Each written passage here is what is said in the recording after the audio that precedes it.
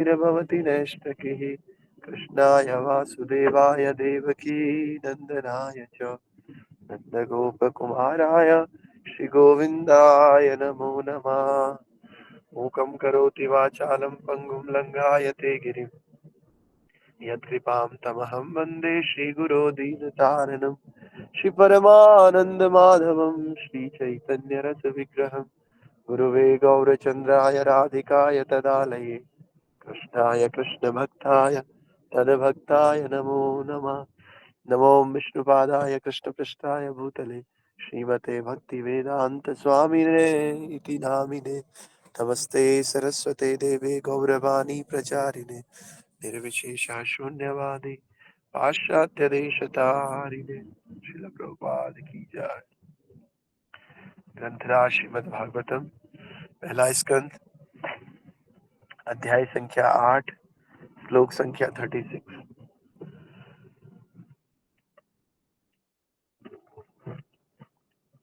Not sharing screen. Hari बोल, screen तो share कीजिए।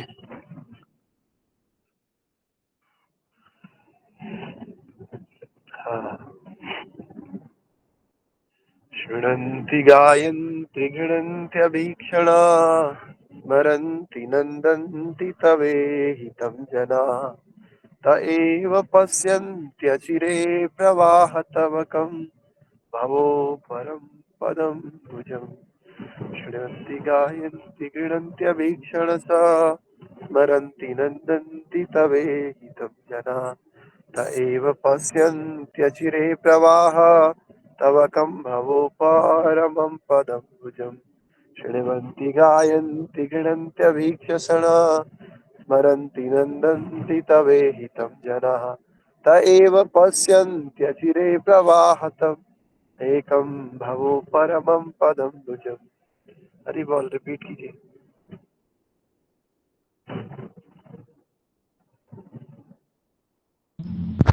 हरे कृष्ण प्रभु जी। शृण्वन्ति गायन्ति गृह्णन्ति भिक्षणा स्मरन्ति नन्दन्ति तवेहितं जना ता एव पश्यन्ति चिरेण प्रवाहकं भवो परं पदं भुजम्। और कोई? हरे कृष्ण गुरु जी। श्रीवन्ति गायन्ति गृह्णन्ति वीक्षणा स्मरन्ति नन्दन्ति तवेहितं जना त एव पश्यन्ति अचिरेण तव कं भवान्।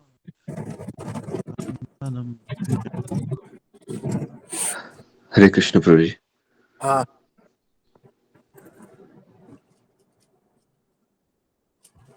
हाँ हाँ, बोलिए।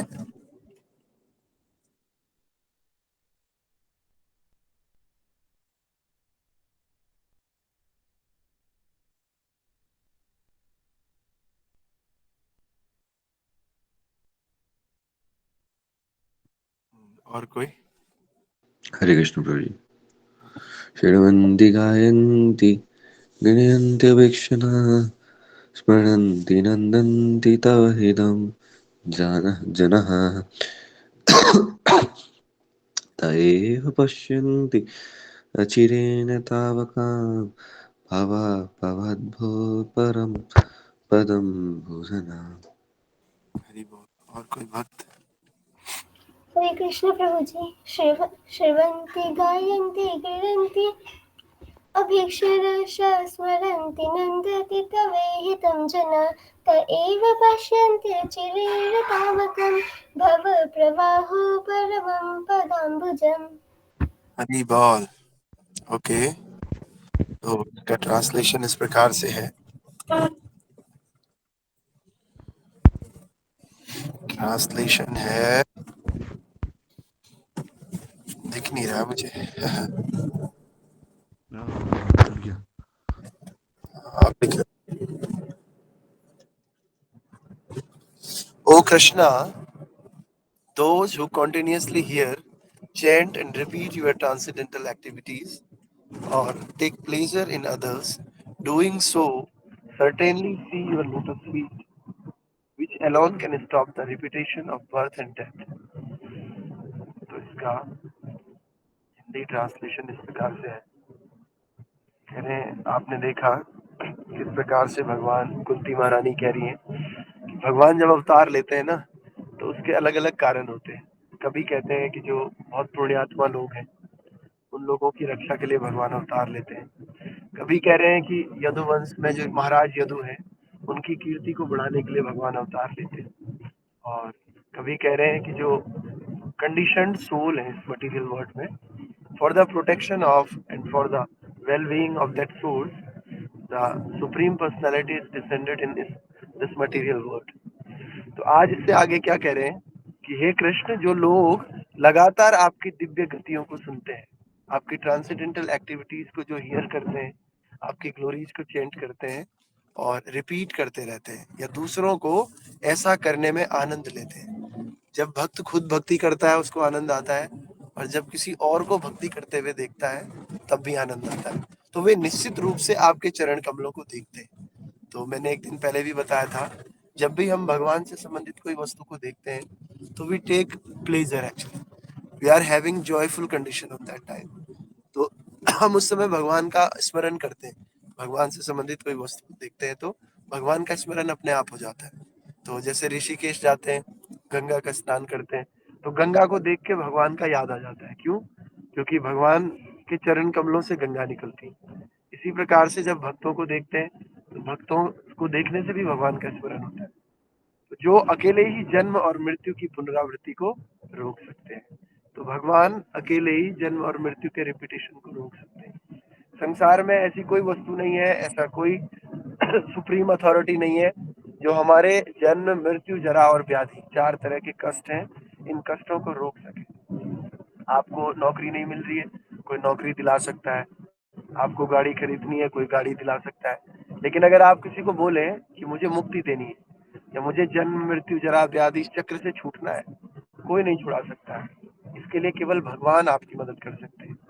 तो इसीलिए कहते हैं, कृष्ण शरण बिन नाथ सुखों का कभी सवेरा ना होगा। तो जो हम अल्टीमेट हैप्पीनेस चाहते हैं, that happiness we can not imagine in absence of Krishna. Krishna के एब्सेंस में कभी हम हैप्पीनेस नहीं ले सकते। हैप्पीनेस का मतलब ही है कृष्ण। कृष्ण अगर हमारे जीवन में है तो we can be happy on that permanent basis. Otherwise happiness मिल सकती है थोड़ी बहुत, लेकिन बहुत कम समय के लिए, कम समय के लिए भी और कम क्वांटिटी में भी, 2 बातें। लेकिन जब भगवान हमारे जीवन में आते हैं तो हमें बहुत सारे समय के लिए परमानेंट बेसिस पे हमें हैप्पीनेस मिलती है, और थोड़ी नहीं, बहुत ज्यादा मिलती है। क्यों? क्योंकि आनंदम बुद्धिवर्धनम प्रतिपदम पूर्णामृत स्वादनम सर्वात्म सनपनम परम विजयते श्री कृष्णा संकीर्तनम। भगवान तो छोड़िए, अगर भगवान का नाम भी लेते हैं रेगुलर बेसिस पे तो ये नाम भी हमारे को आनंद से भर देता है। तो इसीलिए आपने देखा होगा, नारद, देवल, असिल, व्यास, बड़े बड़े संत हैं, ये सब संत क्या करते हैं? भगवान का नाम जप करते रहते हैं क्योंकि भगवान के नाम जप करने से इनके हृदय की मैल साफ होती है। और जब मैल साफ होती है, क्योंकि इस मैल की वजह से ही हम लोग दुखी रहते हैं, और जब ये मैल ही साफ हो जाती है तो हमें आनंद आ जाता है। तो इसीलिए हमें ये इनके इन प्रकार है। महाप्रभु कहते हैं, खाईते सोईते उठीते बैठीते यदा कदा नाम लो देश काल नियम नाय। देश काल का कोई नियम नहीं। अभी गाड़ी में चल रहे हैं, अभी नहीं नाम लेना चाहिए। अभी खा रहे हैं, अभी नहीं लेना चाहिए। कोई ऐसा नियम नहीं है। आप जिस भी देश में हो, अमेरिका में हो, अफ्रीका में हो, जिस भी वेश में हो, ब्राह्मण हो, क्षत्रिय हो, शूद्र हो, वैश्य हो, आप कोई भी क्यों ना हो, इस नाम के ऊपर सबका अधिकार है। क्योंकि भगवान के ही सब संतान है। भगवान कह रहे हैं, ममे वांसो जीव लोके जीव भूता सनातन। सारे, इवन कुत्ता भी भगवान का ही पुत्र है। जितने भी जानवर हैं, हर व्यक्ति, चींटी से लेकर हाथी, शेर, कुत्ता, सांप, सबके अंदर भगवान परमात्मा के रूप में विराजमान है। इसीलिए हर व्यक्ति को अधिकार है भगवान का नाम लेना। लेकिन ये नाम पशु की योनि में तो ले नहीं सकते। अब कुत्ता नाम तो ले नहीं सकता, इसीलिए हमें मनुष्य शरीर मिला। तो इस मनुष्य शरीर का यूज यही है कि हम इसमें भगवान का नाम लें। क्योंकि खाना पीना, अपने शरीर का पालन करना, ये तो एक कुत्ता भी कर लेता है, और लोग भी कर लेते हैं, जानवर भी किसी प्रकार से। तो हम शरीर का पालन करते हुए हमें भगवान का नाम लेना है, तभी इस जीवन का सार्थकता है। इसीलिए कहते हैं, धर्म स्वनिष्ठिता पुंसम विश्वक से न कथा रुचि न उत्पादयते रतिम श्रम एव ही केवलम।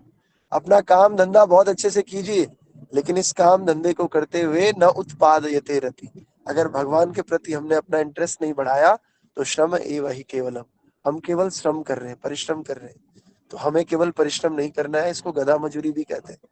हमें क्या करना है, साथ ही साथ कुछ अलग करना है, because we are human in human form of life. तो मनुष्य शरीर में रहते हुए हमें पशुओं से अलग करना है। खाना पीना सोना और बच्चे पैदा करना ही तो सभी लोग कर लेते हैं, इसके अलावा भी कुछ और करना है। वो और क्या है, भगवत प्राप्ति करनी है। इस मनुष्य जीवन का उद्देश्य समझना है। तो तात्पर्य में प्रभुपाद जी कहते हैं, तात्पर्य भाई अर्चनीय वंदनीय प्रातः जगत कृष्ण प्रभुपाद जी द्वारा, श्रीला प्रभुपाद की जय। परम भगवान श्री कृष्ण को हमारी वर्तमान दृष्टि से नहीं देखा जा सकता। अभी हमारी जो इंद्रियां है ना वो अपूर्ण है। जैसे हम यहाँ बैठे बैठे अमेरिका को नहीं देख सकते, क्योंकि हमारी इंद्रियां लिमिटेड है, उनकी लिमिटेशंस है। इसी प्रकार से भगवान तो यहाँ से बहुत दूर अपने धाम में, तो इसलिए भगवान को हम देख नहीं सकते, हमारी इंद्रियां अशुद्ध है। उसे देखने के लिए व्यक्ति को ईश्वर के प्रेम से भरी जीवन की एक अलग स्थिति विकसित करने की दृष्टि को बदलना होगा। हमें अपने आप को शुद्ध करना होगा। जैसे दर्पण है, दर्पण में जब तक धूल पड़ा हुआ है हम अपनी शकल नहीं देख सकते उसको, हमें उस धूल को साफ करना होता है। इसीलिए चैतन्य महाप्रभु कह रहे हैं, चेतो दर्पण मार्जनम भव महादावाग्नि निर्वापनम श्रेयः कैरव चंद्रिका वितरणम विद्यावधू जीवनम। हमें उस दर्पण रूपी धूल को हटाना होगा, तब जाकर के हमें भगवान के दर्शन होंगे। इसी प्रकार से हमारे मन में भी ये धूल दबी हुई है, और दर्पण की धूल को तो आप कपड़े से साफ कर सकते हैं, लेकिन हमारे मन की धूल को हरिनाम से साफ किया जाता है, भगवान के नाम से। तो इसी प्रकार से हमें ऐसी सोच विकसित करनी होगी, तब जाकर के हम प्रभु के दर्शन कर सकते हैं। तो जब श्री कृष्ण यहाँ पर थे व्यक्तिगत रूप से, तो हर कोई उन्हें भगवान के रूप में नहीं देखता था, क्योंकि दुर्योधन के सामने तो स्वयं भगवान प्रकट हो गए थे, लेकिन दुर्योधन को फिर भी नहीं पता चला ये भगवान। तो भगवान हमारे सामने ही क्यों ना आ जाए, लेकिन जब तक हमारी इंद्रियां शुद्ध नहीं होगी हम भगवान को नहीं देख सकते। रावण हो गया, हिरण्यकश्यप हो गया, कंस, जरासंध, शिशुपाल, ये सब लोग अत्यधिक योग्य व्यक्ति थे भौतिक दृष्टि से देखा जाए तो, लेकिन वे भगवान की उपस्थिति करने में असमर्थ थे, भगवान को ग्लोरीफाई नहीं कर पा रहे। जो व्यक्ति भगवान की महिमा नहीं गा सकता ना, उसको भगवान कैसे मिल सकते हैं। इसलिए भले ही भगवान हमारी आंखों के सामने मौजूद हो, लेकिन जब तक हमारे पास उनको देखने के लिए दृष्टि नहीं है, तब तक हम उन्हें नहीं देख सकते। यह आवश्यक योग्यता केवल भक्ति से प्राप्त होती है। और भगवत गीता लोकप्रिय साहित्यों में से एक है, आमतौर पर लोगों द्वारा सुना, जपा और दोहराया जाता है। तो इसीलिए इस स्टेंजा को यहाँ से पढ़ पाएंगे आप लोग? कोई पढ़ लीजिए, फिर मैं एक्सप्लेन करता हूँ। कपिल प्रभु।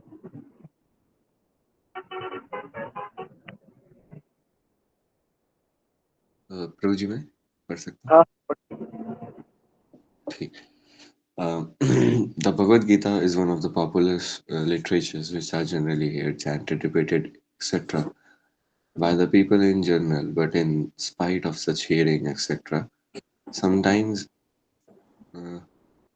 it is experienced that the performer of such devotion service does not see the Lord face to face. The reason is that the first item, Shravana, is very important. If hearing is from the right source, it acts very quickly. Generally, people hear from unauthorized persons. Such unauthorized person may be very learned by academic qualifications, but because they do not know they do not follow the principles of devotion service, may be very learned. Hearing from them become a sheer waste of time. Sometimes the texts are interpreted. माताजी सुनी से करेंगे थोड़ा। एक stanza पढ़ लोगे फिर stop कर ले। ठीक है प्रभु जी। Interpreted fashionably to suit their own purpose. Therefore, first one should select a competent and bona fide speaker and then hear from him. When the hearing process is perfect and complete, the other process become automatically perfect in their own way. Yes, please. Completed? Yes, तो professor कह रहे हैं कि हमें हर किसी से नहीं सुनना चाहिए, क्योंकि बोनाफाइड जैसे हम स्कूल पढ़ने जाते हैं तो कहीं भी थोड़ी पढ़ने चले जाते हैं, पहले पता करते हैं this is authorised bye CBSE और नॉट। अगर कोई एफिलेटेड स्कूल है सीबीएसई से, हम उसी में अपने बच्चों का एडमिशन करवाना चाहेंगे। उसी प्रकार से जब भगवान की बात आती है, गीता की बात आती है, तो हमें ऑथराइज पर्सन से सुनना चाहिए। तो बोनाफाइड स्पिरिचुअल मास्टर होना चाहिए, बोनाफाइड स्पीकर होना चाहिए, और जिसके साथ हम एसोसिएट कर रहे हैं, इवन ही और she should also be bonafide. ये तीनों बोनाफाइड होने चाहिए, क्योंकि कोई भी भगवान के बारे में कुछ भी बोल देगा, हम कैसे समझ पाएंगे। तो इसीलिए भगवान को जानने के लिए 3-4 रास्ते होते हैं। एक होता है शास्त्रों के द्वारा, शास्त्र हमें बताते हैं भगवान कौन है, कैसे उन तक पहुंचा जाता है। दूसरा है गुरु के द्वारा, जो बोनाफाइड स्पिरिचुअल मास्टर है। और गुरु का पता कैसे चलता है बोनाफाइड, इसके लिए शास्त्र में ही लिखा हुआ है। और तीसरा साधु के द्वारा, जो साधु है वो भी हमें भगवान के बारे में बताते हैं। चौथा है हमारा सेल्फ रियलाइजेशन, जब हम बहुत तपस्या करते हैं और तपस्या करके खुद ही हमें रियलाइज होता है। तो इन चारों द्वारा हम भगवान को समझ सकते हैं। लेकिन मुझे नहीं लगता हम इतनी तपस्या करते हैं, इसीलिए एक रास्ता तो खत्म हो गया। दूसरा, साधु और गुरु को हम तो चेक कर ही नहीं सकते, तो फिर हमारे पास एक ही रास्ता बचता है, शास्त्र।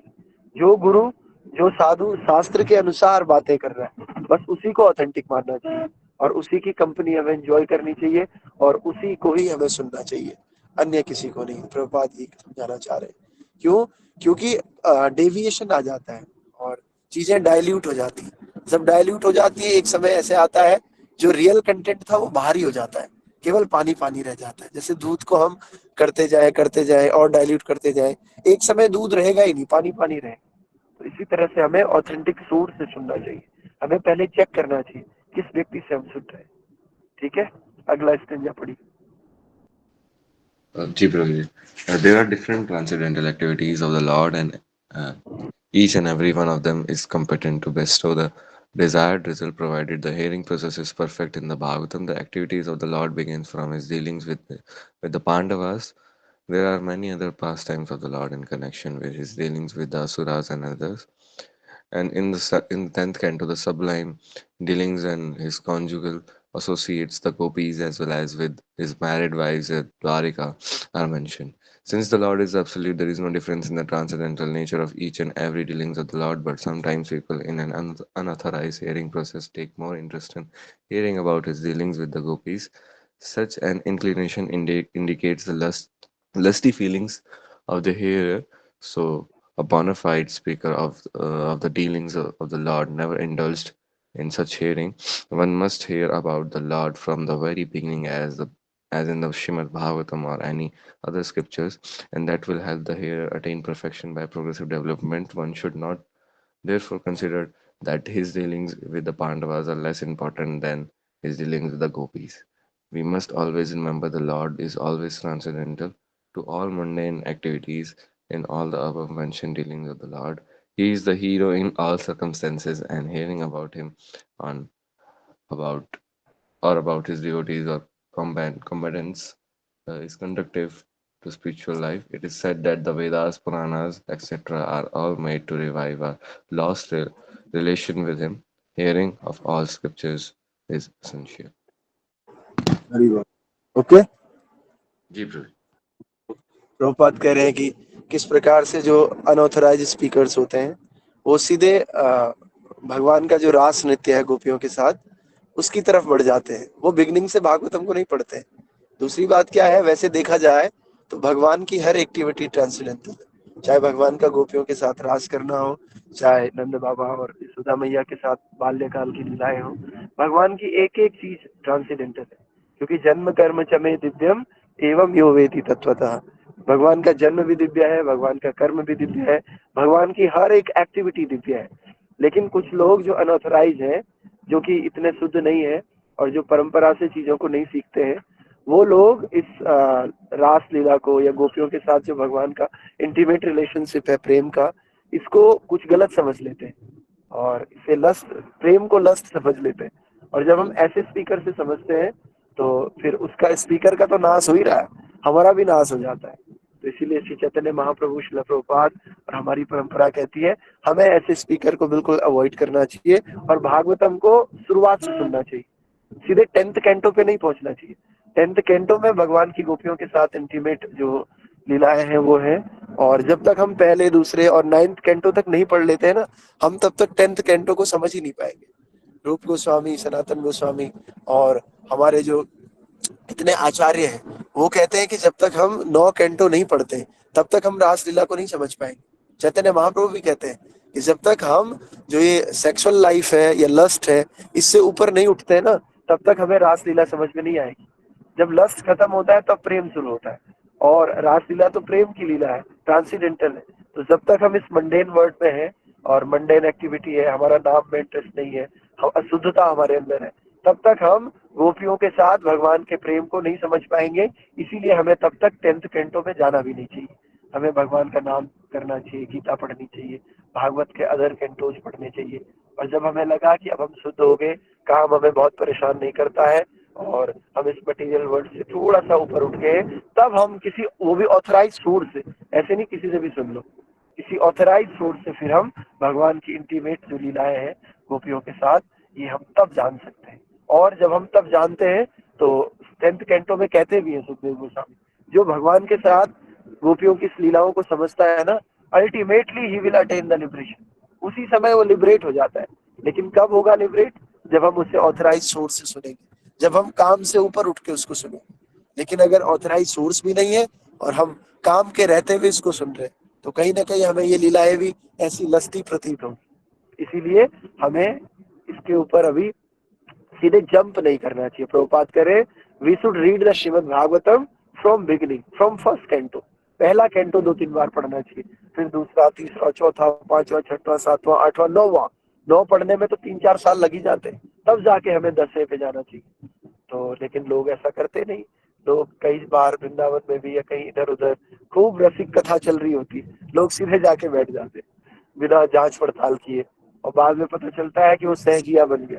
सहजिया मीन्स भगवान, उतना स्तर नहीं हो रहा लेकिन प्रेम करना।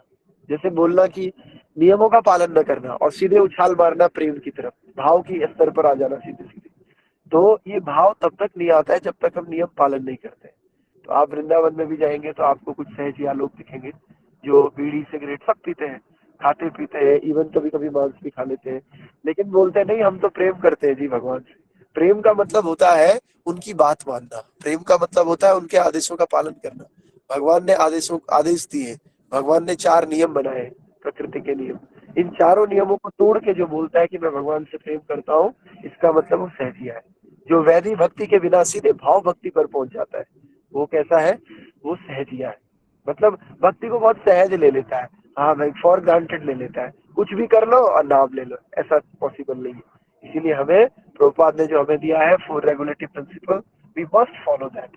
पहले हमें उसको फॉलो करना है, नियम पालन करना है, 16 माला करना है, धीरे धीरे अपनी शुद्धता को बढ़ा के तब जाके हम भाव के स्तर पर पहुंचेंगे।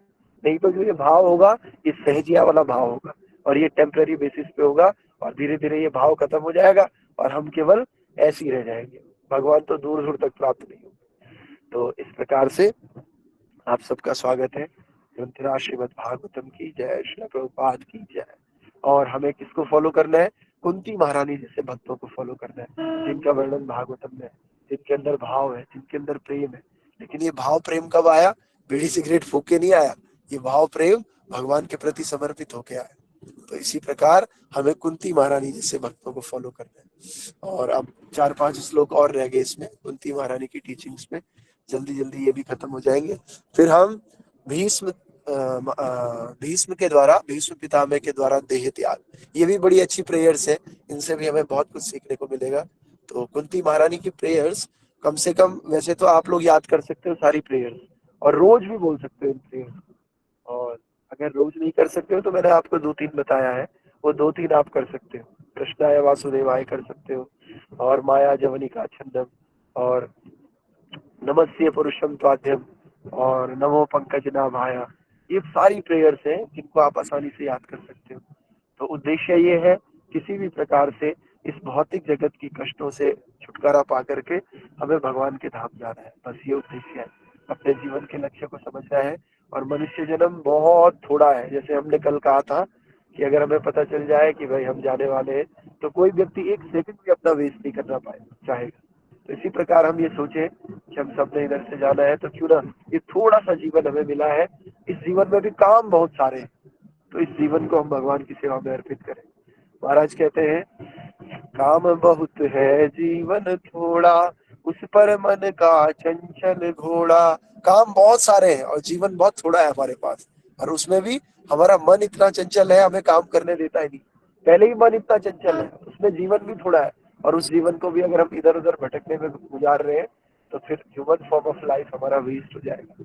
तो we should keep it carry, और we should change the holy name of Krishna, we should associate with the devotees of Lord, and we should try to progress in our devotional life so that we can attain the lotus feet of Supreme Personality of Godhead, Shri Krishna। और ये भागवत सुन के होगा, भागवत पढ़ के होगा, तो रोज जो लोग नहीं भी आते हैं भागवत क्लास में आए और आकर के हमेशा नष्ट प्रायेषु अभद्रेषु अपने अभद्रों का नाश करें।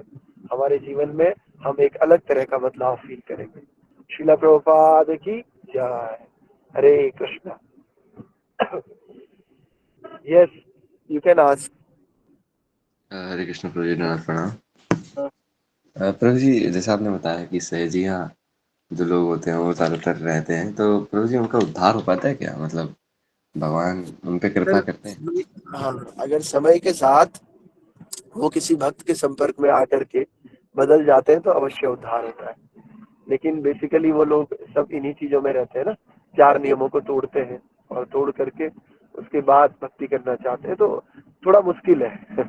लेकिन ये है कि अगर वो ब्रजवास करते हैं तो उन्हें ब्रज में ही शरीर मिल सकता है, दोबारा ब्रज में ही मिलता है शरीर, और सुकृति होती रहती है। अगले शरीर में या अगले जन्म में उनके चांसेस है बहुत भगवत के धाम जाने, लेकिन इस जन्म में तो नहीं। ओके प्रभु जी। संसार दावा दललीदलोका